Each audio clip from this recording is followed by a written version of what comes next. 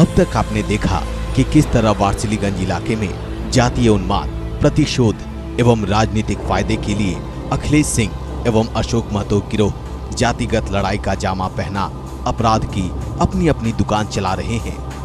अब देखिए दास्ताने जुर्म में चकवाय नरसंहार की अगली कड़ी।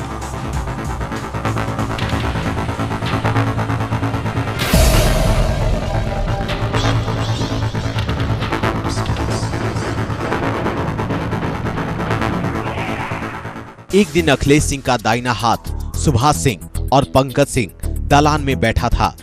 उन लोगों को 10 जून 2004 को नवादा सिविल कोर्ट में किसी मुकदमे को लेकर उसकी पेशी होनी थी।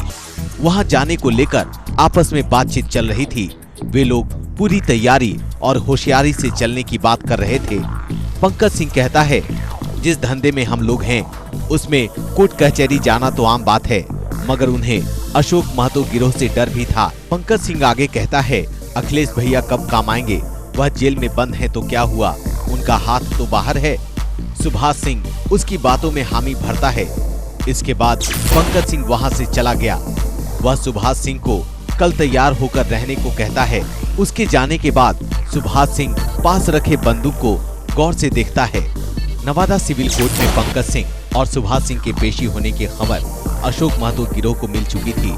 वे लोग उन दोनों के कोर्ट में हाजिर होने की चर्चा कर रहे थे। अखिलेश सिंह गिरोह द्वारा पिछले हत्याओं का आरोपी पंकज सिंह और सुभाष सिंह को वे सब सबक सिखाना चाह रहे थे। उनके लिए यह अच्छा मौका था। इस मौके की नजाकत को देखते हुए अशोक महतो कहता है, इससे अच्छा मौका नहीं मिलेगा। अखिलेश सिंह को सबक सिखाना जरूरी है। वे कहते हैं किसी कीमत पर वे दोनों बचना नहीं चाहिए।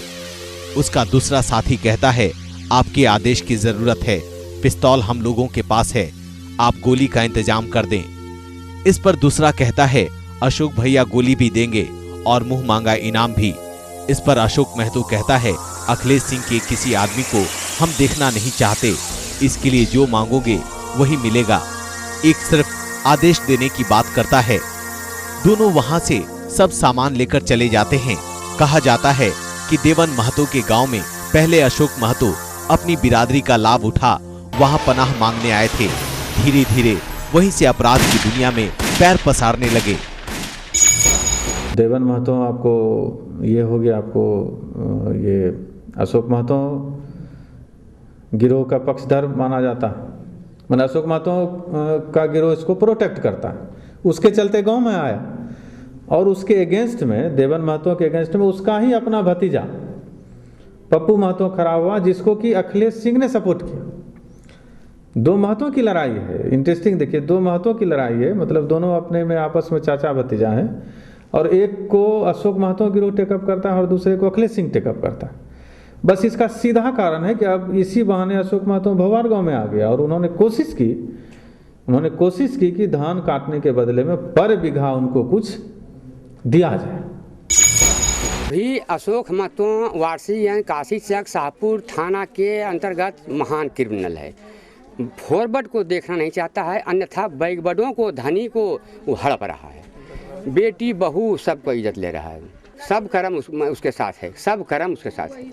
अच्छा, अशोक महतो अपना गांव ही के कुर्मी के बेटी बहू को इज्जत भी लिया, मकान दुकान में ढा दिया और कहे कि बहन तुम यहाँ नहीं रहो। सीधा कारण है कि अशोक महतो गिरोह के लोगों ने मान लीजिए देवन महतो को टेकअप किया, तो हमने आपको बताया है कि इसी बहाने ये गांव में आ गए और फिर इन्होंने चाहा कि प्रति बीघे हम कुछ लेवी का पैसा लेना शुरू कर दें।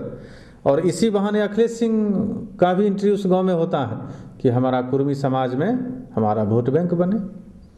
यही तो इन लोगों का अपना अपना स्वार्थ है। कोई विकास की बात थोड़ी करता है गाँव में आके हम विकास की बात कर।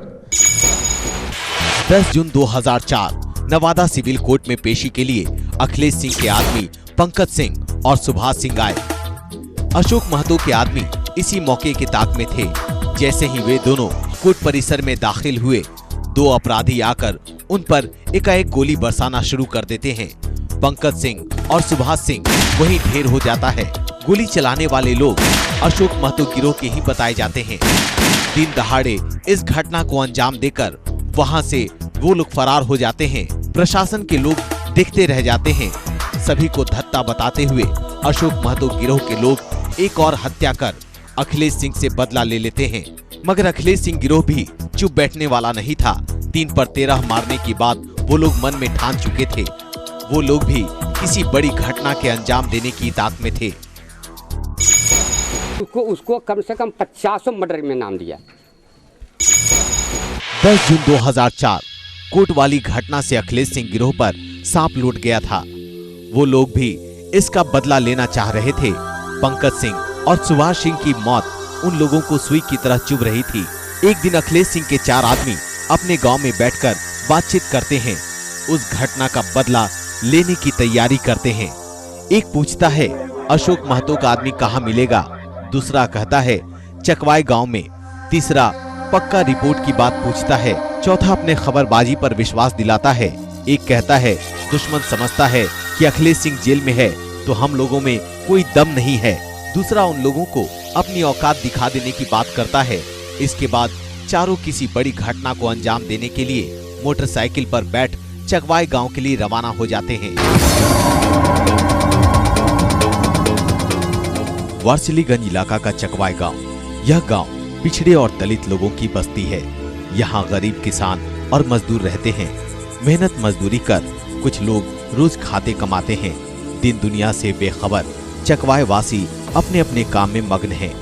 इसी गांव के कपिल मिस्त्री, हरिहर मिस्त्री, रामकेसर प्रसाद आदि के अलावा 50 वर्षीय महेंद्र महतो का परिवार भी रहता है।